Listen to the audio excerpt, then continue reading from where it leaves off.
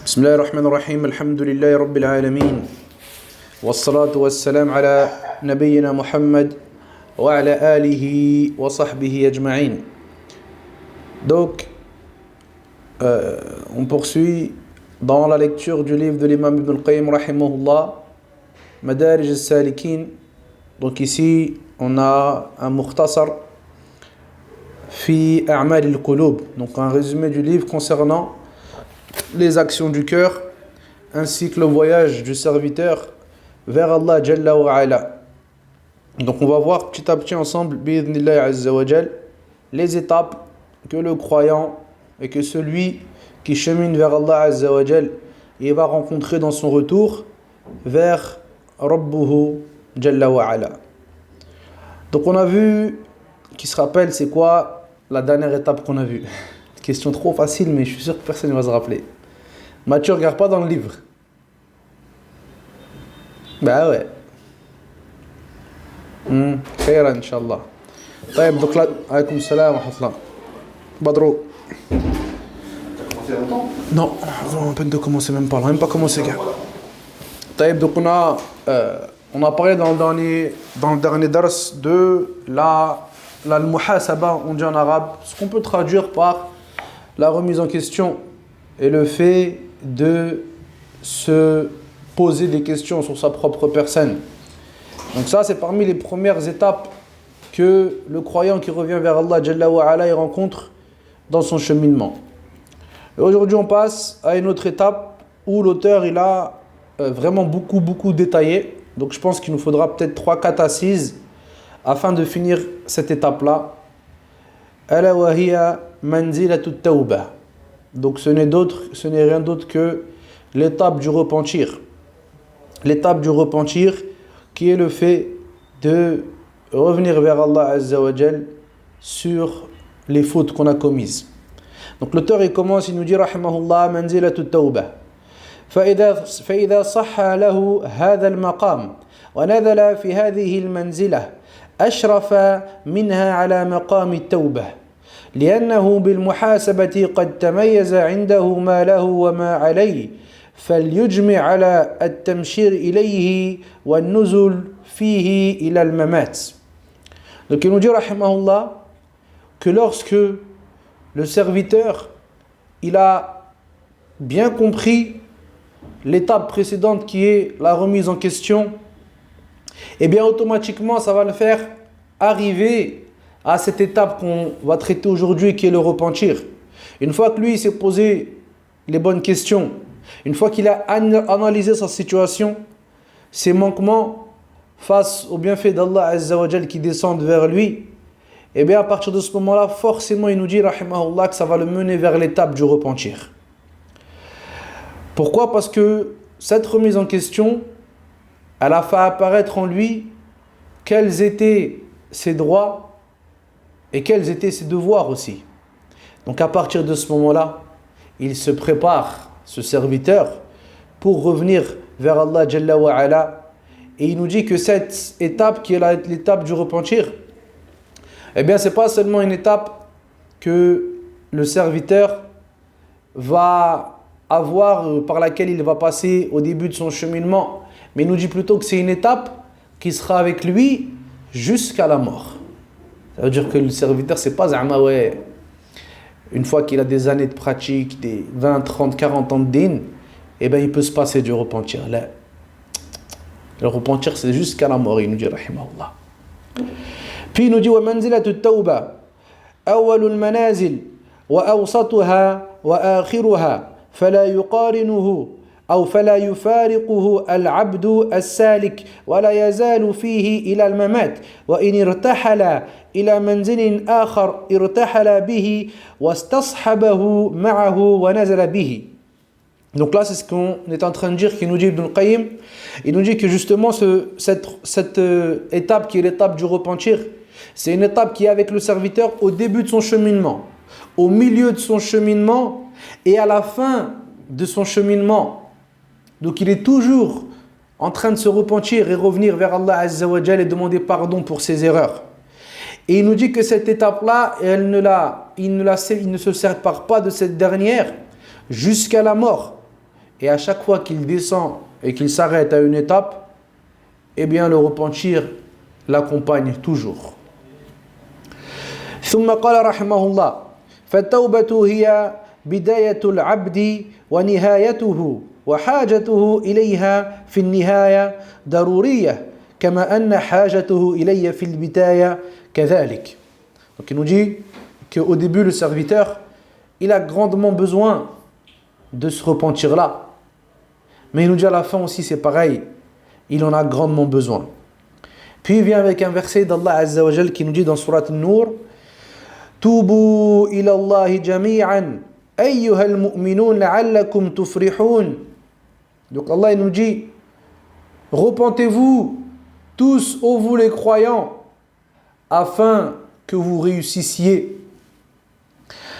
Puis Ibn al-Qayyim il va nous expliquer un peu ce verset. Il nous dit وَهَذِهِ الْآيَةِ في سورة مدنية خاطبها الله بها أهل الإيمان وخيار خلقه أن يتوبوا إليه بعد إيمانهم وصبرهم وهجرتهم وجهادهم.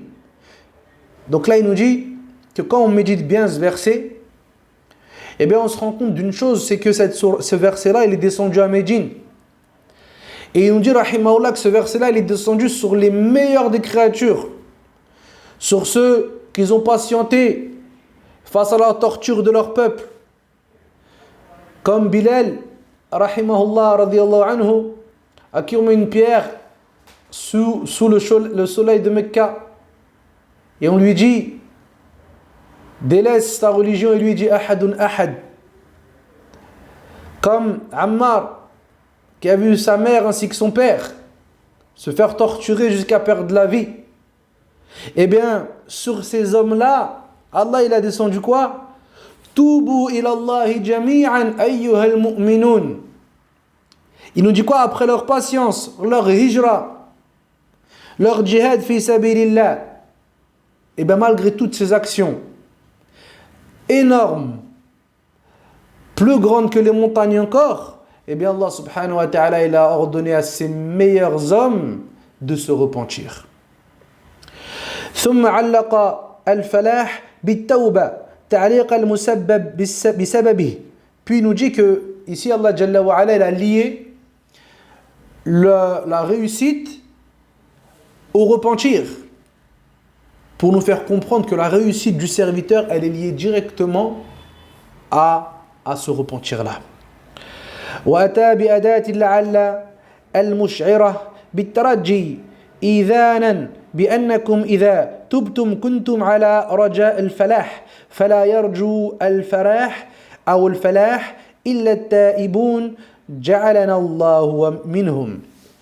Donc là c'est ce qu'il nous dit. Il nous dit Allah Azza wa Jal dans le verset il a dit quoi? لعلكم تفلحون. Et la'alla ici c'est ce qu'on appelle l'itaraji, c'est l'espoir. Donc il te fait comprendre que ici celui qui peut prétendre espérer la réussite auprès d'Allah subhanahu wa ta'ala, eh bien ce sont ceux qui se repentent. Et il nous dit ici, Ibn al-Qayyim, il nous dit celui qui espère véritablement le repentir, ou plutôt celui qui espère vraiment la réussite, c'est seulement celui qui se repent à Allah subhanahu wa ta'ala. Puis Allah azza wa jalla nous dit dans un autre verset dans Al-Hujurat وَمَنْ لَمْ يَتُبْ فَأُولَٰئِكَ هُمُ الظَّالِمُونَ. Et quant à ceux qui ne se repentent pas, eh bien certes ce sont eux les injustes. فَقَسَمَ الْعِبَادِ إِلَى تَائِبٍ وَظَالِمٍ وَمَا ثَمَّ قِسْمٌ ثَالِث الْبَتَّةِ وَأَوْقَعَ اسْمَ الظَّالِمِ عَلَى مَنْ لَمْ يَتُوبْ وَلَا أَظْلَمَ مِنْهُ لِجَهْلِهِ بِرَبِّهِ وَبِحَقِّهِ. Donc là il nous dit, Ibn al-Qayyim rahimahullah nous dit que Allah subhanahu wa ta'ala dans le verset qu'on vient de citer, il a différencié les gens en deux catégories. Ou bien l'injuste, ou bien celui qui se repent. Donc là le serviteur et le croyant il doit justement se poser des questions. Il est où lui dans ça? Et il nous dit que il n'y a pas de troisième case. Ou bien tu es ici, ou bien tu es là-bas. Et il nous dit que il n'y a pas plus injuste justement que celui qui a délaissé le repentir. Et que le fait qui délaisse ce repentir-là, eh bien c'est une preuve de son ignorance et de l'ignorance qu'il a du droit d'Allah Azza wa Jal et de l'ignorance qu'il a de sa propre personne ainsi que de ses actions qui sont insignifiantes devant la grandeur d'Allah Azza wa Jal. وفي الصحيح عنه عليه الصلاة والسلام أنه قال يا أيها الناس توبوا إلى الله فوالله إني لأتوب إليه في اليوم أكثر من 70 مرة. Donc là dans As-Sahihayn, le prophète alayhi salatu wassalam, il dit ô vous les gens, repentez-vous auprès d'Allah Jalla wa Ala. Et par Allah, il jure, je me repens auprès d'Allah Azza wa Jal dans une seule journée plus de 70 fois. من هذا؟ نبينا عليه الصلاة والسلام. 70 fois. Et là la personne elle pourrait dire Ya Rasulallah, Allah Azza wa Jal, il t'a pardonné tes péchés passés et futurs.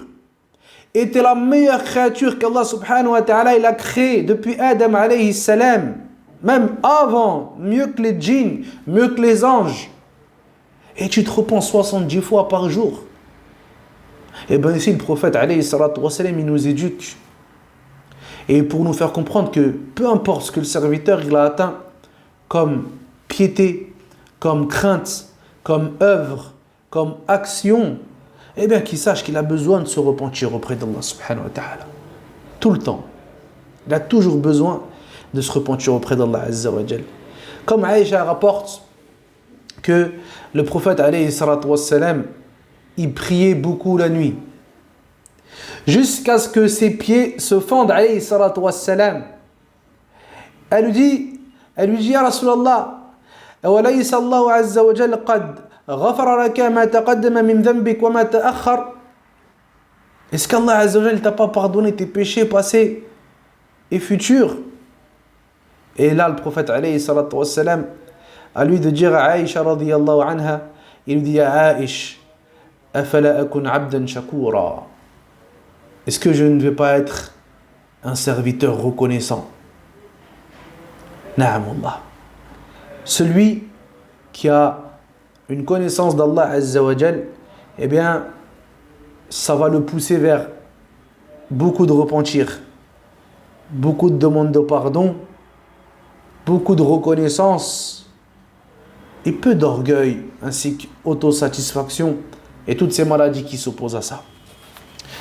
Taïb. Donc, on a dit le prophète alayhi salatu wassalam, à la journée, il nous dit plus de 70 fois. Dans un autre hadith, plus de 100 fois, il se repentait et il demandait pardon à Allah Azza wa Jal. ثم قال رحمه الله ولما كانت التوبة هي رجوع العبد إلى الله عز وجل ومفارقته للصراط المغضوب عليهم والضالين وذلك لا يحصل إلا بهداية الله عز وجل له إلى صراط المستقيم.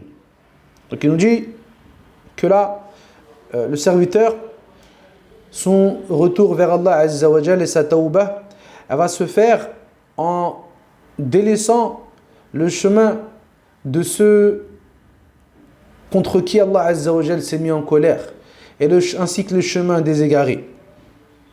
Et cela, ce n'est que par la guidée d'Allah Azza wa Jal qui a facilité au serviteur le fait de le mettre sur Sirat al-Mustaqim. وَلَا تَحْصُلُ هِدَايَتُهُ إِلَّا بِإِعَانَتِهِ وَتَوْحِيدِهِ. Donc il nous dit que la guidée du serviteur, elle n'est que par la guidée d'Allah Azza wa Jal, par son aide, ainsi que par son tawhid, par son unicité.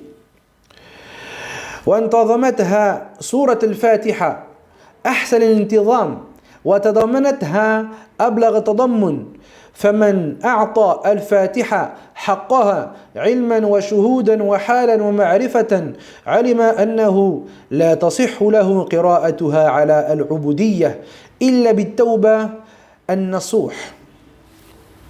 Donc là il nous dit que justement cette guidée et que le fait que ce retour ainsi que cette tawba, on ne peut l'atteindre que par la grâce d'Allah Azza wa Jal, ainsi que par son aide, eh bien la Fatihatul Kitab, elle renferme cela. Et elle comporte ces sens-là de la plus belle des manières. Et celui qui va donner à la Fatiha son haqq, par la connaissance, par la méditation, par le savoir, eh bien celui-là il va comprendre que cette lecture, elle ne peut être une vraie adoration. Il n'aura concrétisé l'adoration par la lecture de l'Fatiha que dans le repentir sincère. Parce que quand tu lis justement le Fatiha, c'est ce que tu demandes à Allah Azza wa Jal. Ihdina as-sirata al-mustaqim.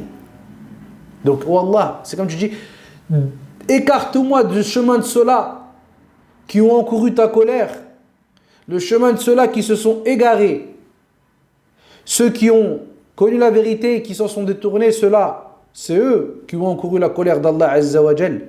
Et ceux qui n'ont pas appris le bien et qui se sont rapprochés d'Allah Azza wa Jal par un chemin qui n'est pas correct, ceux-là sont les égarés. Donc là on demande à Allah subhanahu wa ta'ala de nous écarter de ce chemin-là et de nous mettre sur le chemin droit, le chemin de ceux qu'il a comblé de ses bienfaits, subhanahu. فإن الهداية التامة إلى صراط المستقيم لا تكون مع الجهل بالذنوب ولا مع الإصرار عليها فإن الأول جهل وينافي معرفة الهدى والثاني غي ينافي قصده وإرادته. Donc là c'est ce qu'il dit Cheikh Rahimahullah. Il dit que justement la véritable guidée totale c'est Sirat al-Mustaqim et que ce chemin-là on ne peut pas l'avoir avec l'ignorance des péchés et non plus avec le fait de rester longtemps sur ces péchés-là.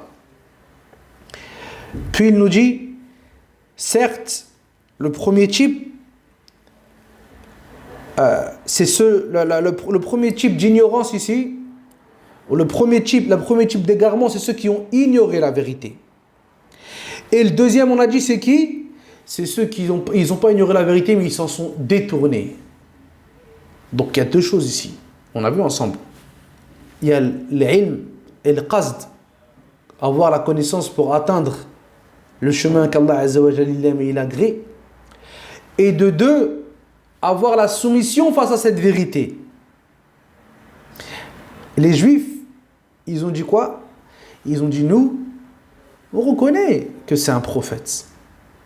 Lakin hada c'est le prophète des Arabes, c'est pas un prophète pour nous ça. Donc ils ont reconnu la vérité, mais ils n'ont pas accepté par orgueil. Et les chrétiens, eux, ils ont adoré Allah Azza wa Jalla, ou ils ont cru adorer Allah subhanahu wa ta'ala, walakin sans science. Ils se sont donc égarés et ils ont égaré autrui. فلذلك لا تصح التوبة إلا بعد معرفة الذنب والاعتراف به وطلب التخلص من سوء عواقبه وأنك إنما ارتكبت الذنب بعد انخراعك من ثوب عصمته لك فمتى عرف هذا الانخراع عظم خطره عنده واشتدت عليه مفارقته وعلم أن الهلك كل الهلك بعده وهو حقيقة الخذلان فما خلى الله عز وجل بينك وبين الذنب إلا بعد أن خذلك وخل بينك وبين نفسك ولو عصمك ووفقك لما وجد الذنب إليك سبيلا. Donc là en fait c'est ce qui nous dit l'auteur rahimahullah, c'est nous dit que la vraie tawba c'est d'abord reconnaître le péché. Et c'est pour ça que les ulama nous dit que celui qui est dans l'innovation, en général, lui, il aura plus de mal à revenir vers la vérité, contrairement à celui qui est dans le péché. Parce que celui qui est dans le péché, il sait qu'il fait quelque chose de haram. Celui qui boit de l'alcool, ou bien qui va voir des femmes, il fait, il dit, c'est pas bien.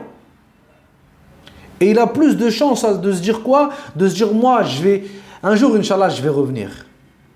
Mais celui qui est dans l'innovation, il danse dans les mosquées, ou bien il chante dans les mosquées, ou bien il tourne autour des tombes, et lui il dit, moi je me rapproche d'Allah Azza wa Jal par ça. Lui c'est plus dur. Parce que lui il croit qu'il fait du bien. Donc c'est plus compliqué encore. Et là c'est ça qu'il nous dit Ibn al-Qayyim. Il nous dit la tawbah d'abord c'est de reconnaître ce péché-là et de comprendre que c'est un mal. Puis après on cherche à se débarrasser de celui-là. Et on a peur de la finalité que ça engendre. Et on comprend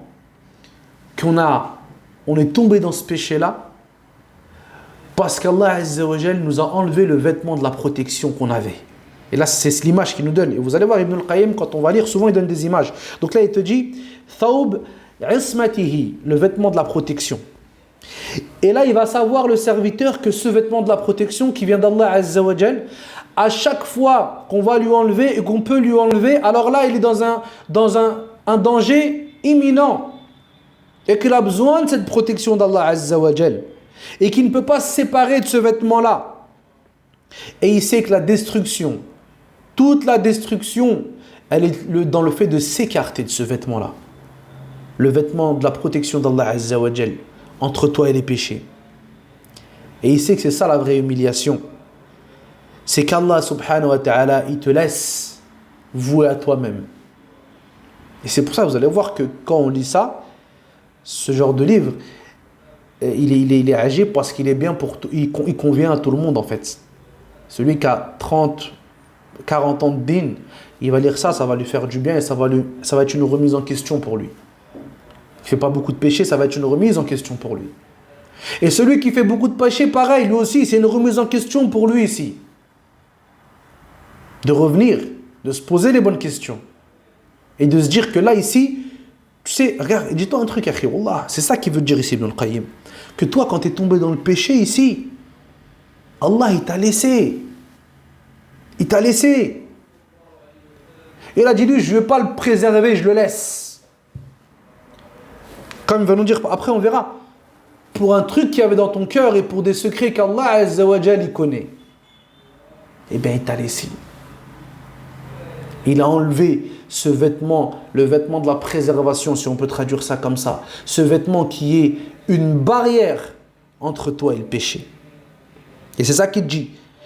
Il dit donc là, le serviteur, il a compris que quand Allah subhanahu wa ta'ala il laisse sans cette protection, eh bien c'est l'humiliation totale pour le serviteur. Et que quand Allah subhanahu wa ta'ala il va accorder la réussite au serviteur et il va lui accorder sa préservation, alors le péché n'aura aucun moyen de l'atteindre. Hada huwa. Donc ça nous fait penser, ça nous ramène quoi? Nous on se dit, quand on tombe dans le péché, et on va toujours tomber dans le péché, on en fera tout le temps, à des degrés différents, eh bien on se dit quoi à ce moment-là? On se dit, qu'est-ce que j'ai fait? Et qu'est-ce qu'il y avait dans mon cœur pour qu'Allah Azza wa Jal, il enlève ce vêtement de la préservation ici? Et pour qu'il me laisse livrer à moi-même tomber dans ce péché-là. Taïb. Ensuite, il nous dit, rahimahullah, فقد أجمع العارفون بالله على أن الخذلان أن يخلي الله بينك وبين نفسك.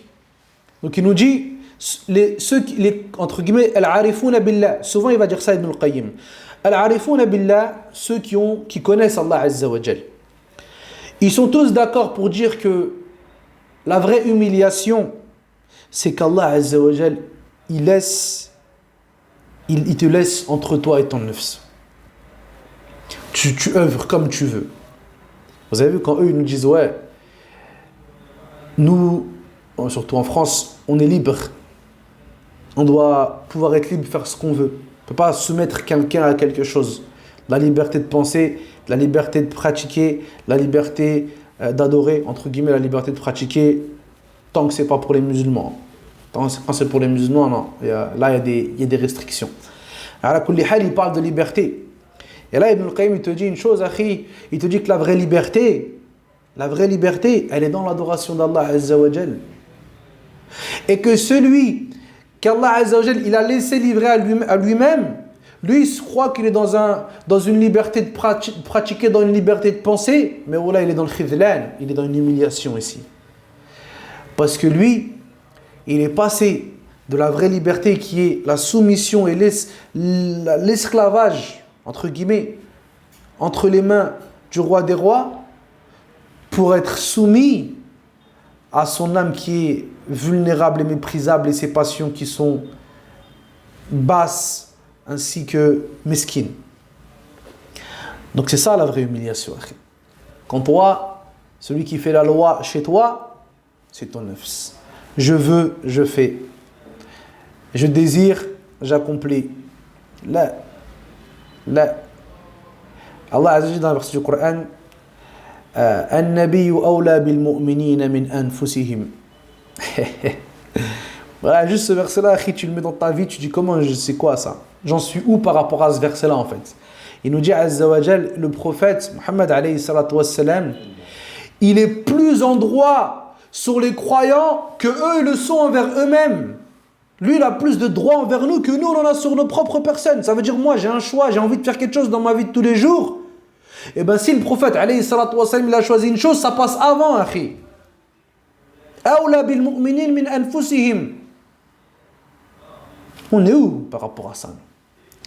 Wallahu al-musta'an.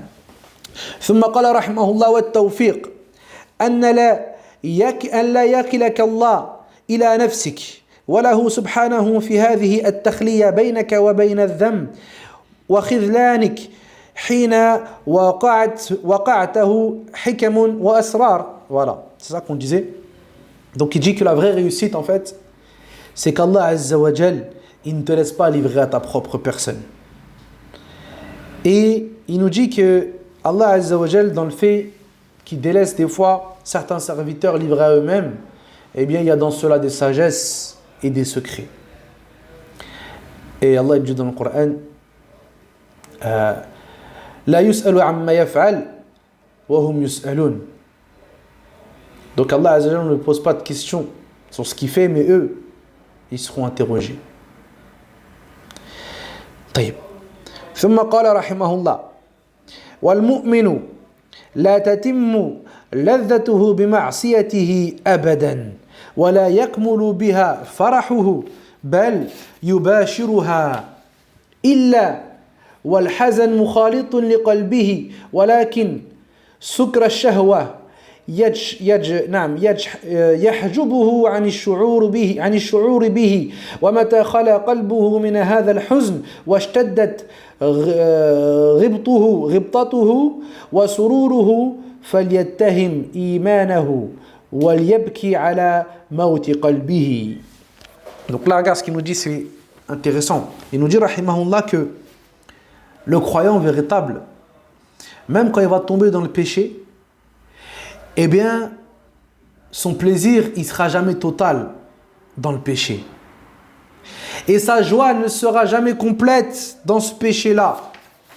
Il nous dit au contraire, la tristesse, elle sera obligée de le toucher au bout d'un moment par rapport à ce péché qu'il a fait. Et la tristesse, elle va toucher son cœur. Lakin sukra ash-shahwa yahjubuhu 'an ash-shu'ur bihi. Il nous dit, mais le truc c'est que le caractère, entre guillemets, le caractère sucré du désir, il met un voile entre ses ressentis et cette croyance qu'il y a dans le cœur du mu'min. C'est-à-dire que lui, t'as vu comme ils disent, le péché, il a une ladha, il a une saveur. Et le croyant, même si il va goûter un peu à cette saveur, eh ben sache qu'à un moment ou à un autre, c'est sûr que son cœur, il va ressentir cette tristesse, ce dégoût. Et c'est tout le monde, on est comme ça. Même quand tu es dans les péchés, tous les croyants bien sûr, hein, je ne parle pas des autres, mais quand tu es dans le péché, tu as toujours un moment, infime soit-il, où tu dis, ouais, j'abuse, subhanallah. Ah, ça fait longtemps que je n'ai pas sallé. Ouais, je ne suis pas parti aujourd'hui. Et tu as ce truc de... Ou bien j'ai fait le péché, je me dis, ah, punaise, là, j'abuse quand même. Pourquoi je reste avec elle? Je devrais faire les choses bien, je devrais me marier, je devrais faire tauba, me repentir de zina et me marier proprement. Je fais quoi avec des femmes? Je passe de corps en corps comme les animaux ils font. Et la personne, normalement, tant qu'il y a un peu de foi dans son cœur, et ben c'est ça qu'il dit Ibn al-Qayyim, c'est obligé qu'au bout d'un moment, son cœur, il va mélanger ces désirs-là et la saveur de ces désirs-là avec du regret, avec de la tristesse. Il n'aura jamais une joie totale. Après, il nous dit quoi? Il dit, mais quand la joie ainsi que le désir, il augmente pour ces choses-là, alors à ce moment-là, et qu'il n'y a pas de joie dans son cœur, il n'y a pas de tristesse dans son cœur par rapport au péché, alors qu'il accuse sa foi, et qu'il regarde sa foi, et qu'il pleure sur la mort de son cœur. Et là, il va nous dire une parole. Wallahi, il faut l'écrire. Il faut qu'on la grave sur ta poitrine. Là, ce qu'il va dire, c'est une dinguerie. Donc, il nous dit فَإِنَّهُ لَوْ كَانَ حَيًّا. Là, il parle du cœur. لَوْ كَانَ حَيًّا لَأَحْزَنَهُ ارْتِكَابُهُ لِلذَّنْبِ وغاضه وصعب عليه ولا أحس القلب بذلك فحيث لم يحس به فما لجرح بميت إيلام. Wallahi, ça c'est Ibn al-Qayyim en fait, tu vois. Ça c'est lui tout craché. Donc là il nous dit quoi? Il te dit que toi ton cœur, n'importe quel cœur de croyant, il est obligé à un moment ou à un autre, après le péché, de ressentir quelque chose de un peu de tristesse ou un peu d'amertume ou ce genre de sentiment-là. Lorsqu'il n'y a ni tristesse, ni remords, ni regret, et au contraire, il reçoit une joie totale, un plaisir total dans cette désobéissance-là, alors qu'il pleure pour la mort de son cœur.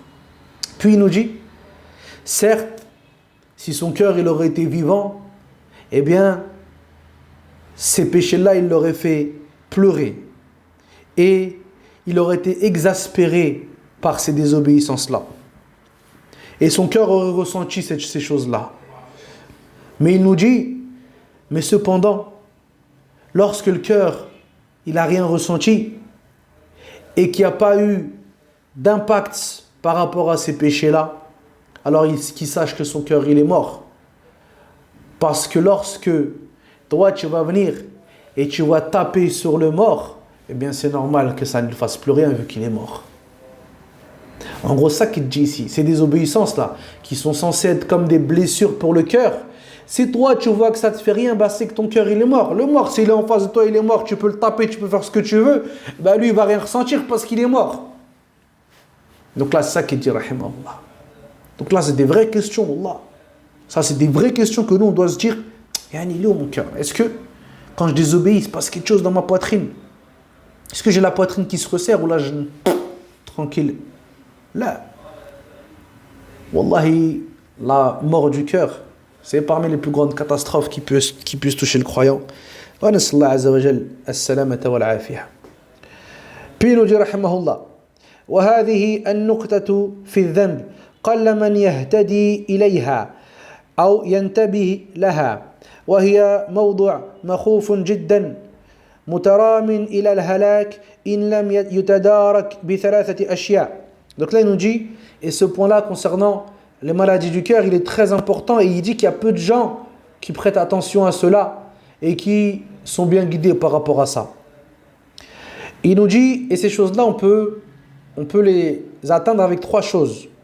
Yani, ces maladies-là, et c'est le fait de remédier à cela, on a trois moyens pour y arriver. Il nous dit, déjà, la peur de la mort, et que toi tu partes avant la tawbah. Donc le fait aussi de regretter tout ce qui t'est passé, et de regretter tout ce que tu as fait, en t'opposant et en désobéissant aux ordres d'Allah Azza wa Jal. Puis le fait de se préparer avec sérieux, avec détermination pour rattraper ces manquements-là et ces choses où on n'a pas été droit. فحقيقة التوبة الندم على ما سلف منه في الماضي والإقلاع عنه في الحال والعزم على أن لا يعاودها أو يعاوده في المستقبل. Donc il nous dit la véritable tauba ici, c'est le fait de regretter ce qui a été fait dans le passé, le fait de délaisser la désobéissance sur le champ et le fait d'être déterminé à ne plus retourner à ces choses-là. Donc il nous dit ثلاثة تجتمع في الوقت الذي تقع فيه التوبة فإنه في ذلك الوقت يندم ويقلع ويعزم فحينئذ يرجع إلى العبودية التي خلق لها وهذا الرجوع في حقيقة التوبة لما كان متوفقا على تلك الثلاثة جعلت شرائط له. Donc là en gros il nous dit quoi? Que ici on a trois choses qu'on a citées qui font partie de la véritable tauba. Le fait de regretter le péché qui est passé, de l'arrêter sur le champ et le fait de ne plus y retourner dans le futur. Donc ça on voit qu'il y a trois choses, le passé, le présent et le futur. Et à ce moment-là, le serviteur il a ce qu'on appelle concrétiser la véritable tauba. Puis il nous dit, là il va venir, rahimahullah, il va nous donner des exemples des signes plutôt qui montrent que la tauba elle a été acceptée auprès d'Allah Azza wa Jal. Parce qu'à chaque fois les ulama ils voient que dans chaque action il y a ce qu'on appelle alamatul qaboul. Il va nous en citer quelques-unes, certains signes d'acceptation. قال رحمه الله فالتوبة المقبولة الصحيحة لها علامات منها أن يكون بعد التوبة خيرا مما قبل الخطيئة. والله هذه جميلة. Ce qu'il vient de dire c'est quelque chose de grand là. Il a dit donc elle a des signes. L'acceptation de se repentir, il a des signes. Parmi ces signes-là, que la personne elle soit meilleure après son repentir qu'elle n'était avant. Ya jama'a, voilà, si on médite ça, on se rend compte qu'il y a des gros problèmes. Particulièrement quand on regarde maintenant avec la Umrah. Maintenant, tu vas voir des gens, ils vont aller faire la Umrah. La Umrah, c'est rempli de repentir. On se repent au moins 10 fois par jour dans la Umrah. Ils rentrent, et Allah, on ne va pas dire il est pire. Taban, il est pire. Mais il est quoi au minimum? Il est pareil, akhi. Il est dans tous ses péchés. Il va voir des femmes. Il va en boîte. Il danse. Il chante. Il fume. Ouais, akhi, c'est quoi ça? Voilà, ça c'est vraiment des questions qu'on doit se poser. Wallah. Nous, quand on était petits, les frères, wallah. Quand on était petits, celui qui partait à l'Umrah, il revenait, akhi, c'était fini, akhi, lui. C'était un homme vertueux, un homme respectable. On disait quoi? Non, lui, il est parti à la Mecque. Ah ouais, khlas. C'est quoi qui se passe maintenant?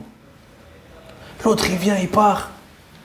Déjà, il filme tout son voyage, on dirait siyaha, akhi, c'est du tourisme. Et il revient. Et tu le vois peut-être dans la même story, hein, dans les 24 heures là. Umrah, Shisha, femme, danse. Ça, c'est un signe de Adam al-Qaboul, akhi.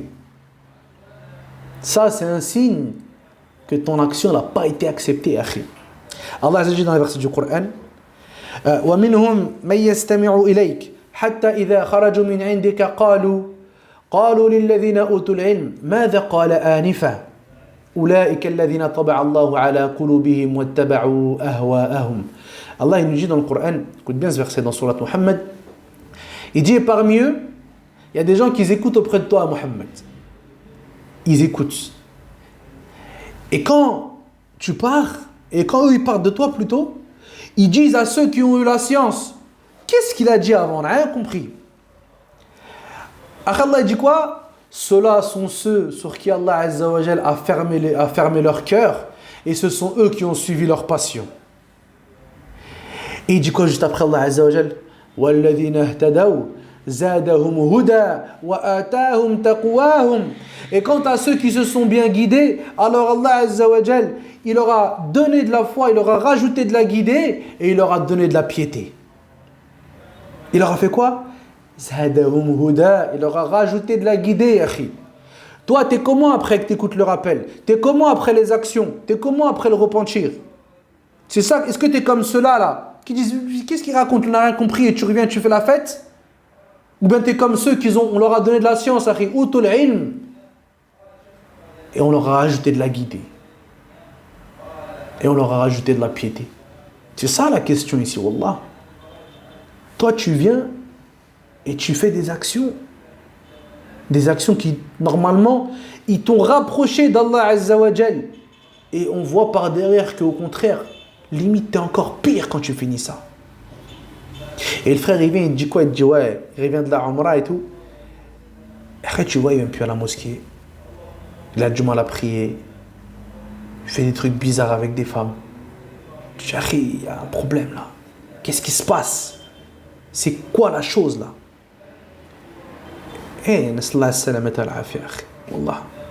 Pour ça, des fois, les frères, wallah, on a tous été éprouvés par les réseaux sociaux qu'on a maintenant. Mais voilà, dans les adorations, il faut faire attention. Il faut vraiment faire attention. Voilà, ceux qui étaient plus pieux que nous, eh bien, ils ne faisaient pas ce que nous on fait. Ils étaient plus proches d'Allah Azza wa Jal que nous, et ils ne faisaient pas ce que nous on fait. L'autre, pendant 20 ans, akhi, il jeûnait tous les jours, ou quotidiennement, pas tous les jours, mais quotidiennement. Pendant 20 ans, sa femme ne savait pas. Jusqu'à ce qu'un jour, elle l'a grillé. Quand même faire attention quand même. Tu vois. Anasallahu Azza wa Jal min fadli. Puis ensuite, il continue parmi les signes de l'acceptation.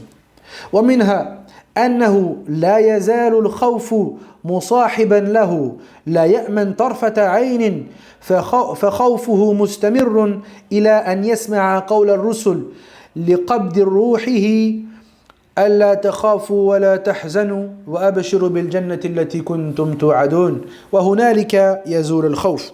Il dit parmi les signes de l'acceptation de la tawbah que la peur elle soit constamment présente avec le serviteur et que cette peur-là, elle ne le délaisse jamais. Il nous dit, ne serait-ce qu'un clignement d'œil, jusqu'à ce que les anges viennent prendre son âme, comme Allah dit dans le Coran, et ils lui disent, n'ayez pas peur et ne soyez pas tristes. Et aujourd'hui, ayez la bonne nouvelle du paradis qu'on vous avait promis auparavant. Et là, à ce moment-là, la crainte est part du cœur du croyant. Mais pas avant. Donc pareil, celui qui est trop sûr de lui, il aime bien maintenant dire ça, Allah il pardonne. Allah il pardonne, c'est vrai. Mais il est dur en châtiment aussi. Donc, nous on doit avoir peur. Et même si Allah Azza wa Jal, on a du bon soupçon envers lui, eh bien on a du mauvais soupçon envers nos personnes faibles, négligentes et remplies de mépris envers Allah Azza wa Jal. Donc ça nous amène à avoir peur. ومنها انخلاع قلبه وتقطعه ندما وخوفا وهذا على قدر عظم الجناية صغرها وهذا تأويل ابن عتيب أو عيينة لقوله جل وعلا لا يزال بنيانهم الذي بنوا ريبة في قلوبهم إلا أن تقطع قلوبهم قال تقطعها بالتوبة. Donc là dans Surat Tawbah, quand Allah Azza wa Jal parle de ceux qui ont fait le repentir, eh bien il dit que même leur grande maison qu'ils avaient construite, yani, c'est dur à traduire, ala kulli hal, et c'est le maqsoud comme il dit Ibn Uyayna, c'est que leur cœur allait se déchirer de par la tauba, tellement que leur tauba elle était grande. Et là, c'est ça qu'il dit Ibn al-Qayyim, le fait que ton cœur, limite, il va se déchirer de peur ainsi que de regret par rapport au péché que tu as fait, qu'il soit grand ou qu'il soit petit. Puis il nous dit, rahimahullah, ولا ريب أن الخوف الشديد من العقوبة العظيمة يوجب انصداع القلب وانخلاعه وهذا هو تقطعه وهذا حقيقة التوبة لأنه يتقطع قلبه حسرة على ما فرط منه وخوفا من سوء عاقبته فمن لم يتقطع قلبه في الدنيا على ما فرط حسرة وخوفا تقطع في الآخرة إذا حقت الحقائق وعاين ثواب المطيعين وعقاب العاصين فلا بد من تقطع القلب إما في الدنيا وإما في الآخرة. Donc là il nous dit justement que il n'y a aucun doute que le fait que le cœur soit rempli de tristesse, de regret et de peur envers Allah Azza wa Jal, ça fait partie de la véritable tawbah. Et que le fait que ce cœur-là, il regrette les négligences qu'il a eues envers Allah Azza wa Jal et qui a peur du châtiment qu'Allah subhanahu wa ta'ala il a préparé pour ces désobéissants-là, alors ça fait partie de la vraie tawbah, du vrai repentir. Et regarde, il nous dit quoi après? Il nous dit mais que la personne sache que celui dont son cœur ne s'est pas déchiré de regret dans ce bas monde, alors il se déchirera de regret dans l'au-delà. Lorsqu'il verra les vraies vérités entre guillemets, qui verra la récompense de ceux qui ont obéi et la punition de ceux qui ont désobéi, alors il nous dit Ibn al-Qayyim que le cœur, il est obligé de se déchirer à un moment ou à un autre. Donc vaut mieux qu'il se déchire dans ce bas monde de regret plutôt qu'il se déchire de regret dans l'au-delà face à cette vision terrible. Et dans un autre livre, il nous dit rahimahullah Ibn al-Qayyim que Allah Azza wa Jal, il a descendu le Coran afin de faire fondre le cœur des serviteurs, et celui dont son cœur ne fond pas à l'écoute, à la méditation et à la compréhension du Coran, eh bien son cœur il fondra dans le feu de l'enfer. Wali'adhu billah. Donc à nous de faire fondre et humilier nos cœurs face au rappel d'Allah Azza wa Jal. À nous de faire humilier nos cœurs vers la tawbah, vers le retour vers Allah subhanahu wa ta'ala, afin que nos cœurs ne soient pas humiliés et remplis de regrets yawm al-qiyamah. Nas'Allah Azza wa Jal min fadlih. سبحانك اللهم وبحمدك أشهد أن لا إله إلا أنت أستغفرك وأتوب إليك وصلى الله وسلم على نبينا محمد وعلى آله وصحبه أجمعين والحمد لله رب العالمين. بارك الله فيكم. جزاك الله خير حبيبي.